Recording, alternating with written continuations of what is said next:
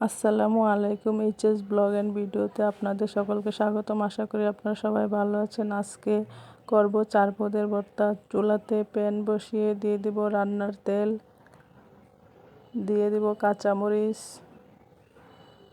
4 পদের ভর্তার জন্য অনেকটি কাঁচামরিচ দিয়ে দিলাম, দিয়ে দিব অনেকগুলা রসুন কোয়া ছিলে রেখেছিলাম, 1 টুকরা মাছ ভর্তার জন্য।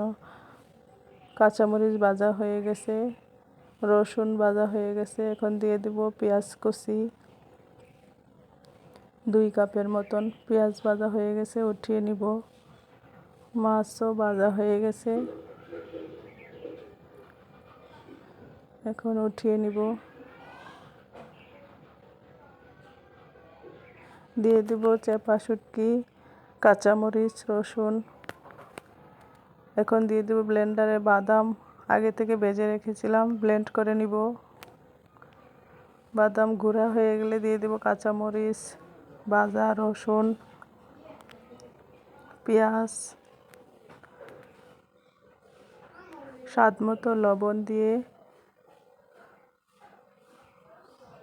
আবার একসাথে সবগুলা ব্লেন্ড করে নিব।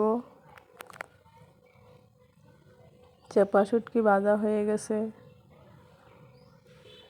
এখন ভেজে নেব একটু কালো জিরা ব্লেন্ড করে গুঁড়া করে নিব।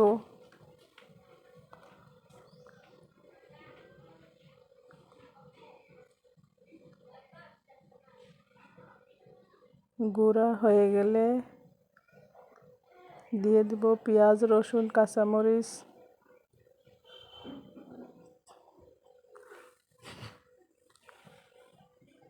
দিব স্বাদমতো লবণ। আবার ব্লেন্ড করে নিব। হয়ে গেছে কালো জিরার ভর্তা।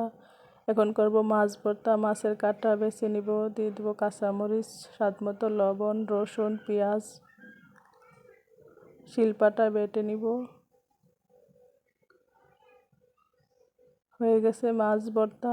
এখন করব চেপা শুটকির ভর্তা। রসুন, পেঁয়াজ, কাঁচামরিচ, পরিমাণ মতো লবণ একসাথে বেটে নিব।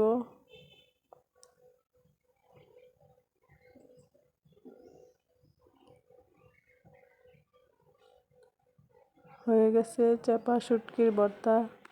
এভাবে করলে অনেক স্বাদ হয়।